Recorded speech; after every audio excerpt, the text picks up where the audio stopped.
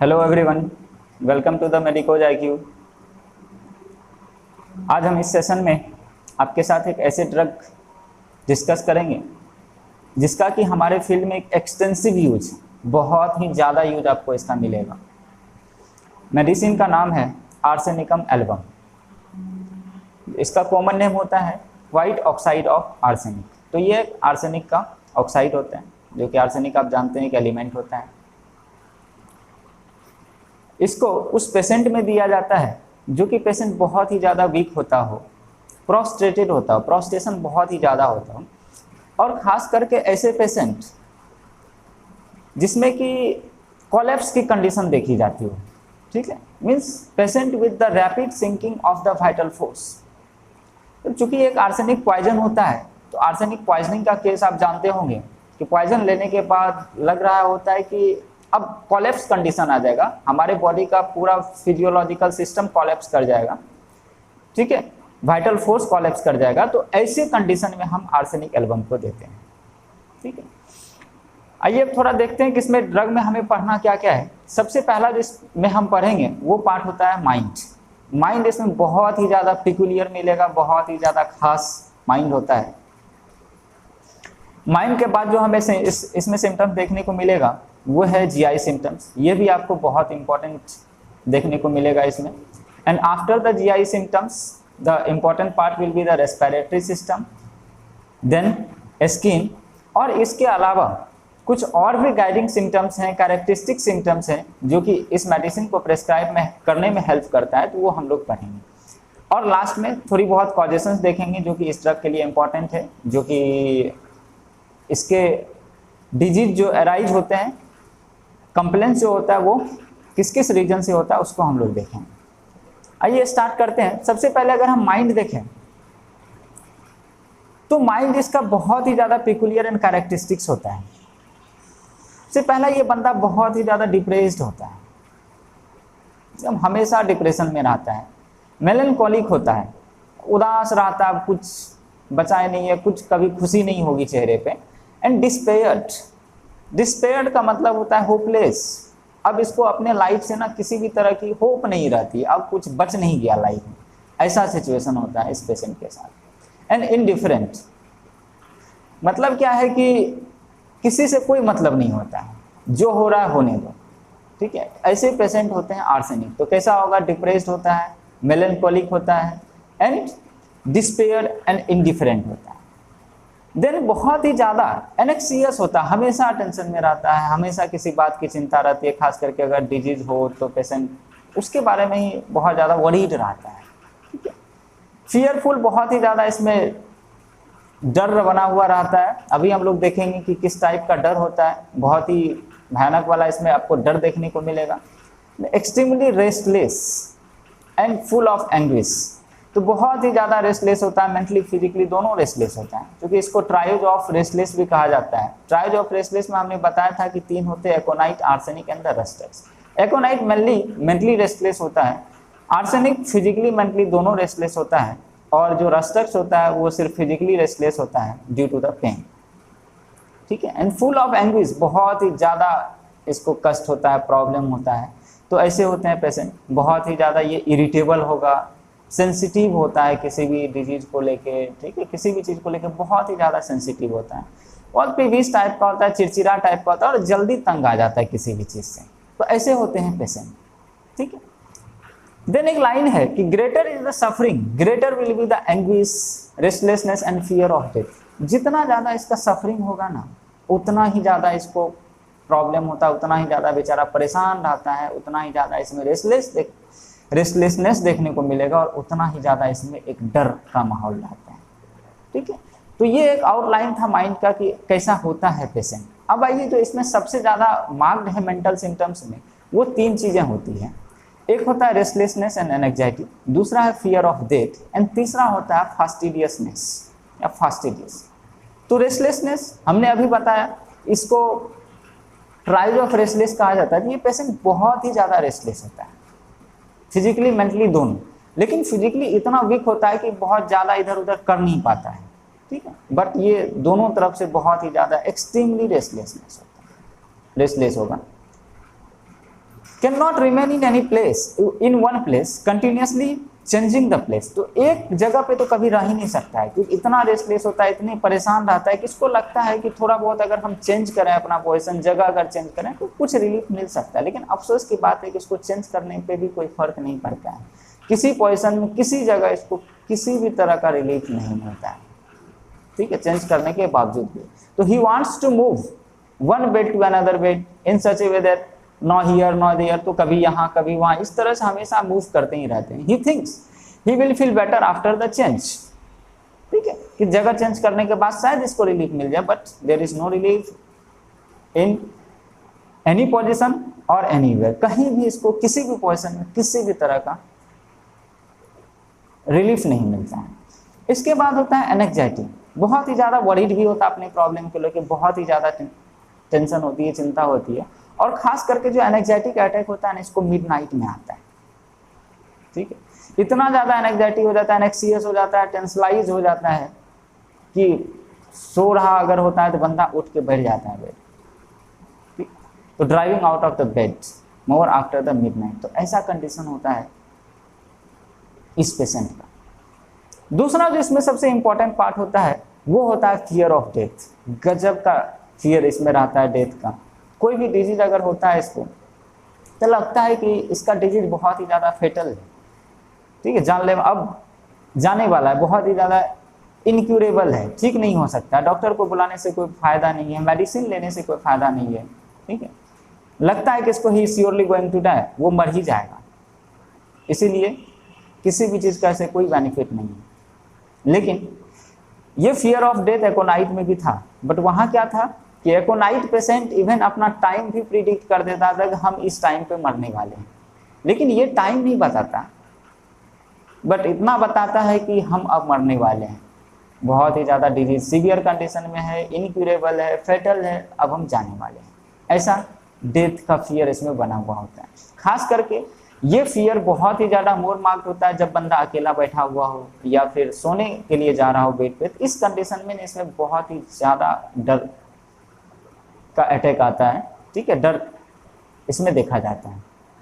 और इसके बाद जो इसका तीसरा पार्ट है वो है फास्टिडियसनेस, ये बंदा बहुत ही ज़्यादा फास्टिडियस होता है।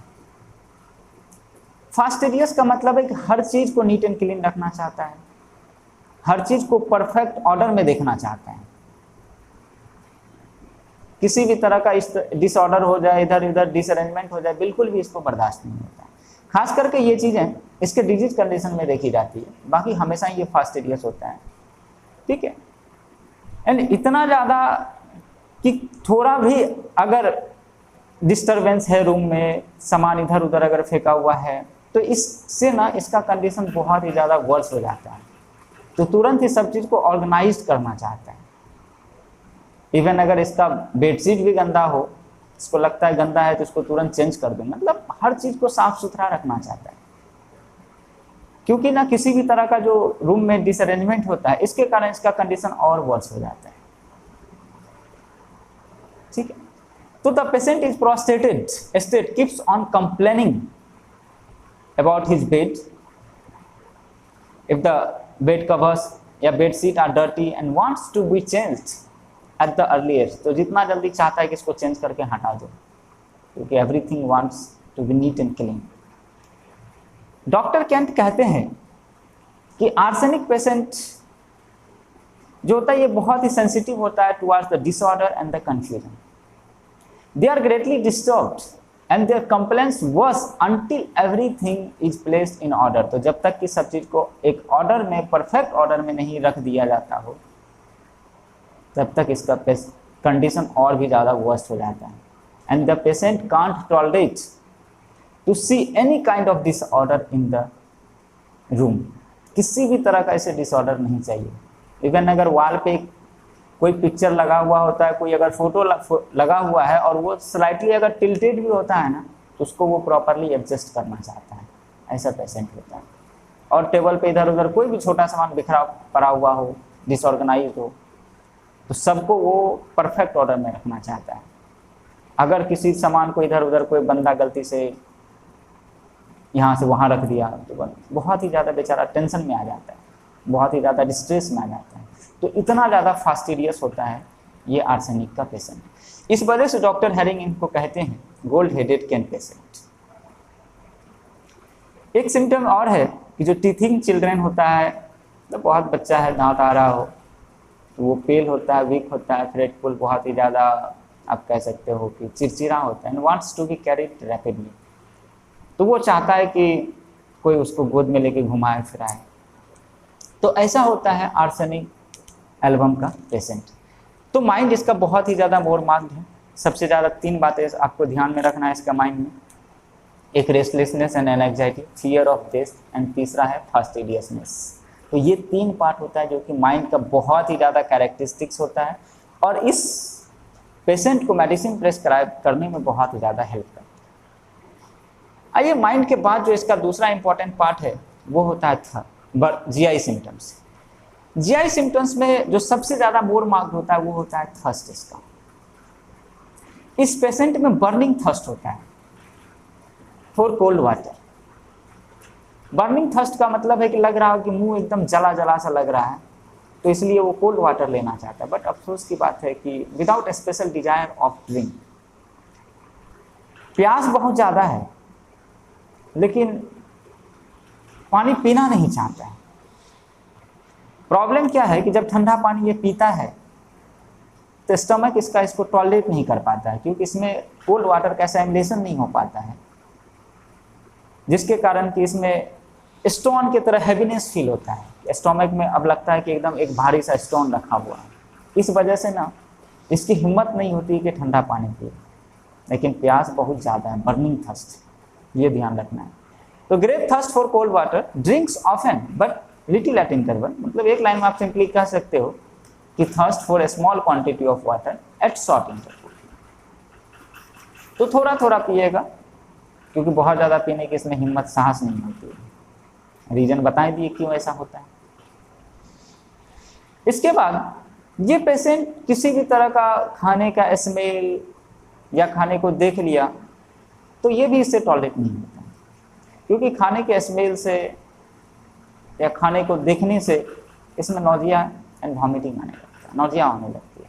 इस वजह से ये स्मेल और साइट कभी भी बर्दाश्त नहीं कर सकता। एंड इसमें एक और ख़ास बात है कि इट सेल्डम बट मच, कभी कभी खाता है, बहुत ज़्यादा खाना नहीं खाएगा, बहुत लॉन्ग इंटरवल पे खाएगा, लेकिन बहुत ज़्यादा खाता है। मतलब नहीं खाया तो नहीं खाया, लेकिन खाएगा तो बहुत ज़्यादा खाएगा। और जो इसका गैस्ट्रिक डीअरेंजमेंट होता है, गैस्ट्रिक प्रॉब्लम होता है, वो खास करके कोल्ड फ्रूट्स लेने के बाद होता है, आइसक्रीम खाने के बाद होता है, after taking the ice water, sour beer, bad sauces, alcoholic drinks and strong cheese. तो ये सारी चीज़ें लेने के बाद इसमें गैस्ट्रिक कंप्लेंट आती है। देन इसका नेक्स्ट पार्ट होता है डायरिया। इसमें जो डायरिया होता है वो ये सारी चीज़ें खाने के बाद होता है, जो अभी हमने बताया। तो diarrhoea after eating and drinking, और जो डायरिया के टाइम स्टूल होता है वो बहुत स्केंटी होता है, बहुत कम अमाउंट में होता है, डार्क कलर्ड होगा, बहुत ही ज़्यादा ऑफेंसिव होता है। अमाउंट हो सकता है कम हो या लार्ज हो, जनरली स्केंटी ही होता है। एंड डायरिया के बाद बहुत ही ज़्यादा इसमें प्रोस्टेशन देखने को मिलता है। हमने तो पहले ही बता दिया कि ये पेशेंट बहुत ही ज़्यादा वीक प्रोस्टेटेड होता है, क्योंकि आर्सेनिक पॉइजनिंग का सिम्टम्स थोड़ा बहुत तो देखने को मिलेगा ही। तो डायरिया से होता है और डायरिया के बाद बहुत ही ज़्यादा वीकनेस, प्रोस्टेशन देखने को मिलता है। इसके बाद जीआई में एक और इम्पॉर्टेंट सिम्टम्स इसका हेमरॉइड्स। हेमरॉइड्स के टाइम में इसका बहुत ही ज़्यादा स्टिचिंग, बर्निंग पेन होता है एनल रीजन में, जो कि सबसे ज़्यादा जो पेन होता है इसके सिटिंग टाइम में और जब टहल रहा होता है उस टाइम में। बट स्टूल के टाइम में पेन नहीं होता है। ये इसका पिकुलियर चीज़ें ध्यान रखने वाली है कि जब बंदा टहल रहा होता है तो उसको पेन होता है, अगर कहीं बैठ रहा होता है तो पेन होता है। इतना पेन होता है कि ना तो बैठ सकता है और ना ही सो सकता है। बट स्टूल के टाइम में ये पेन नहीं होता है। और जो सबसे ज़्यादा इसका पिकुलियर है, तो बर्निंग पेन हो रहा है, लेकिन वो burning pain is relieved by heat. Burning pain है लेकिन जो रिलीफ मिलता है उसको हीट से मिलता है, अजीब ही टाइप का है। और इसमें जो एनल फीसस होता है वो भी चूँकि पेनफुल होता है, तो इसके कारण यूरिनेशन करने में भी प्रॉब्लम आती है, यूरिन करने में भी इसमें पेन होगा। ठीक है, तो fissures make the urination difficult. Next after the GI the important part is the respiratory system या रेस्पिरेटरी सिम्टम्स। रेस्पिरेटरी सिम्टम्स की अगर हम बात करें तो इसको अस्थमा में दिया जाता है, जो कि खासकर सप्रेस्ड इरप्शन या कोल्ड थिंग्स, कोल्ड फूड लेने के बाद होता है। और इस सिचुएशन में ये बंदा सो नहीं सकता, लेट नहीं सकता है, क्योंकि लेटने के बाद ना इसमें सफोकेशन जैसा फील होने लगता है। तो तुरंत इसको उठ के बैठना पड़ता है, आगे की तरफ बेंड होना पड़ता है, सो दैट कि सांस ले सके। लेटे हुए ये सांस नहीं ले सकता है, तो ये इसमें ध्यान देने वाली बात है। He is unable to lie down for fear of suffocation, must sit और बेंड फॉरवर्ड फॉर रिलीफ और टू गेट द ब्रेथ। तो ये ध्यान देने वाली बात है। एंड इसका जो आस्थमिक अटैक है ये सबसे ज़्यादा वर्स होता है in the mid night after 12 o'clock। ऐसे तो इसका जनरली जो सिम्टम्स का एग्रावेशन है वो मिडनाइट और मिड डे में होता है, किसी भी सिम्टम्स का। तो जनरली आपको यही दो इसमें एग्रावेशन देखने को मिलेगा कि मिड डे और मिड नाइट में।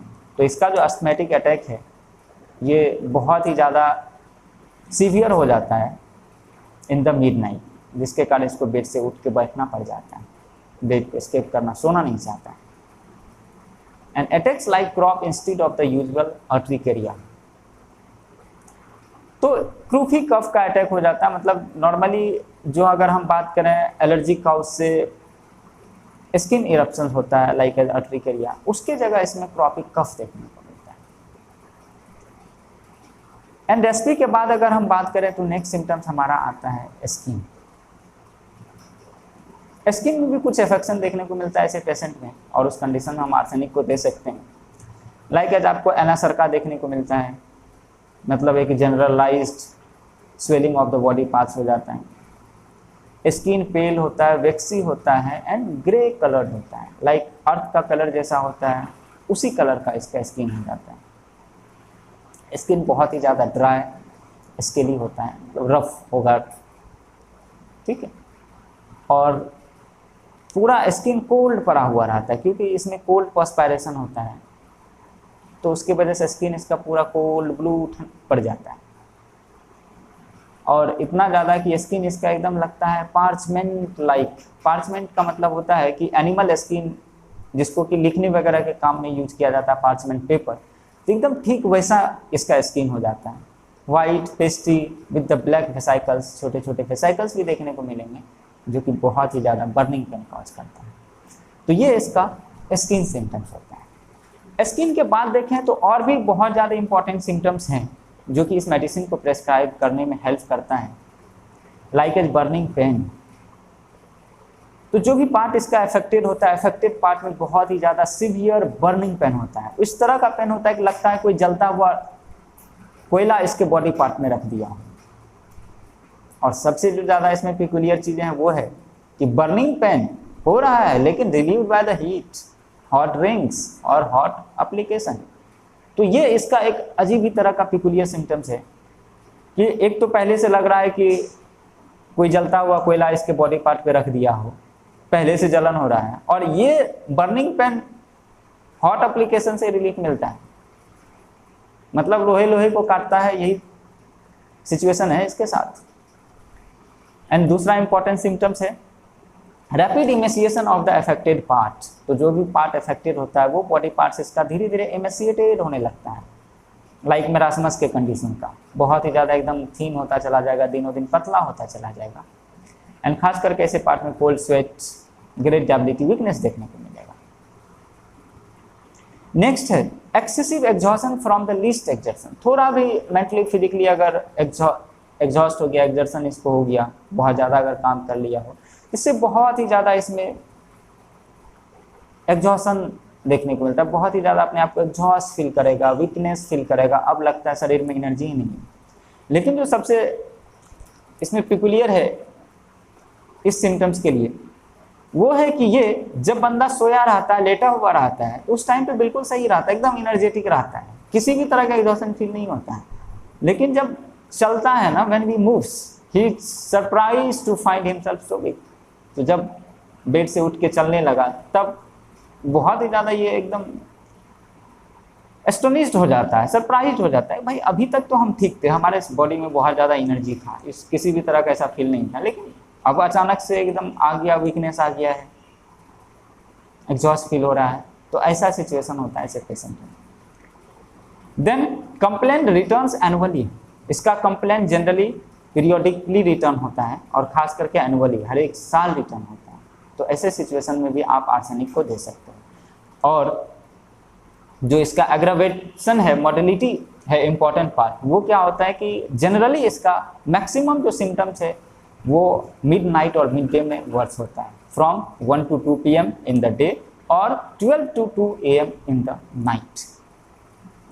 एंड इसका symptoms cold drinks, cold food से भी एग्रावेट करता है when lying on the affected side. तो जो पार्ट अफेक्टेड, अगर उस साइड के पार्ट के बल से अगर सो गया हो, लेट गया हो, तो उस कंडीशन में इसका सिम्टम्स एग्रावेट करता है। एंड हेड लो, अभी बताए थे कि अगर वो लेटता है थोड़ा भी आगे की तरफ, ठीक है, तो इस कंडीशन में सफोकेशन फील होता है, तो इससे उसका सिम्टम्स एग्रावेट करता है। देन ऑलरेडी हम इम्पोर्टेंट पार्ट इसमें बता चुके हैं, जो बर्निंग पेन है relief by the hot application और हीट। लेकिन हेडेक में एक कैरेक्टरिस्टिक्स है कि हेडेक हॉट से रिलीफ नहीं मिलता है। जनरली सारे सिम्टम्स इसको हीट से रिलीफ मिलेगा, हॉट एप्लीकेशन, हॉट ड्रिंक से रिलीफ मिलेगा, लेकिन हेडेक के लिए कोल्ड एप्लीकेशन चाहिए। हेडेक का जो इसका रिलीफ मिलता है वो कोल्ड से मिलता है। डॉक्टर केंट कहते हैं कि patient wants to keep his body in hot room but head in the refrigerator. समझ रहे, क्योंकि इसका सारा फिजिकल सिम्टम जो है वो हॉट से इसको रिलीफ मिलता है, तो बॉडी पार्ट को ये एक हॉट रूम में रखना चाहता है, लेकिन हेडेक हीट से वर्स हो जाता है, तो इसको ये रेफ्रिजरेटर में रखना चाहता है। Headache is temporarily relief by the cold bathing.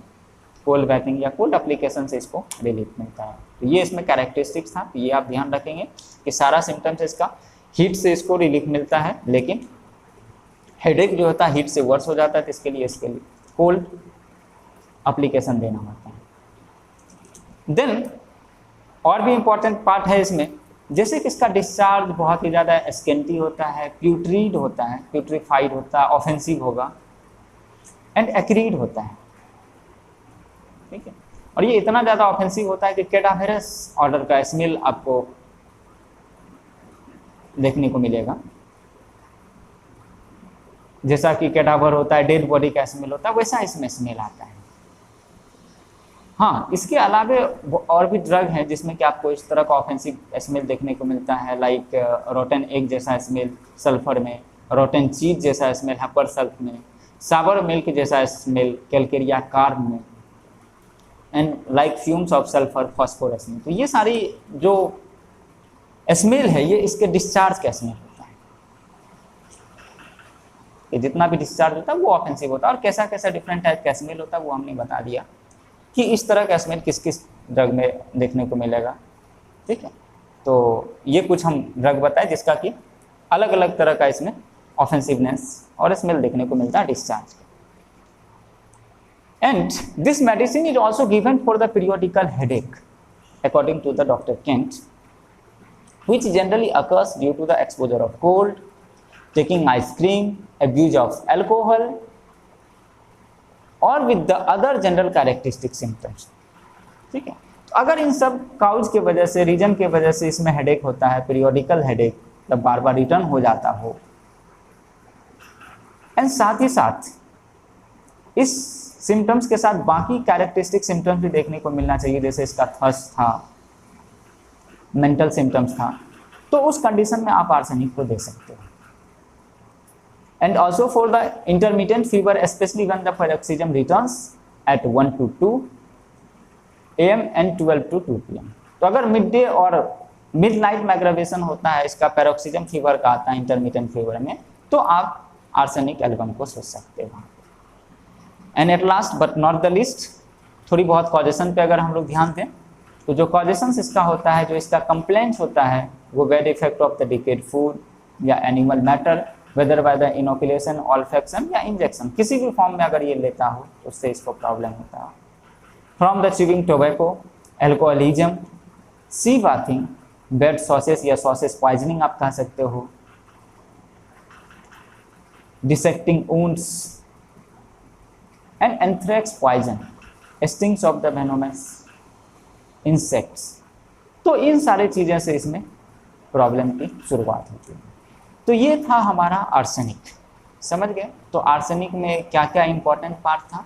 जो सबसे इसका इंपॉर्टेंट पार्ट था वो था इसका माइंड।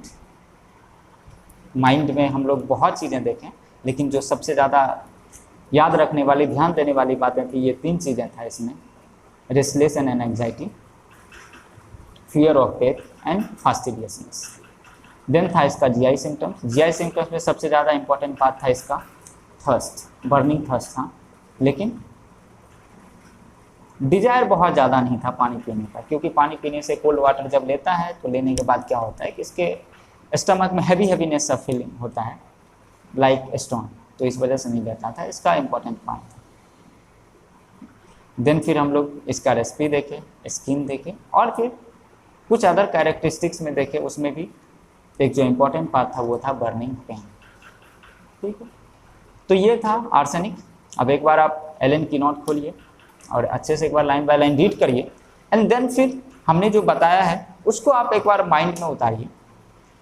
चाहो तो आप इसका स्क्रीनशॉट ले सकते हो ताकि आपको हेल्प मिलेगा याद रखने में, क्योंकि हमने सिम्टम्स को बहुत सलीके से अरेंज करके दिया होता है, सो दैट कि आपको याद रखने में, मेमोराइज करने में हेल्प मिले।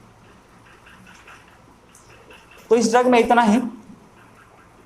और लास्ट में एक रिक्वेस्ट, वीडियो अगर आपको पसंद आए तो लाइक ज़रूर करें और शेयर भी करें, बाकी को भी मिल सके वीडियो। अगर आपने चैनल को सब्सक्राइब नहीं किया है तो प्लीज़ सब्सक्राइब भी कर लें, नोटिफिकेशन बटन को प्रेस कर लें, सो दैट कि हर वीडियो का नोटिफिकेशन आप तक पहले पहुंच पाए और आप से एक भी वीडियो स्किप ना हो।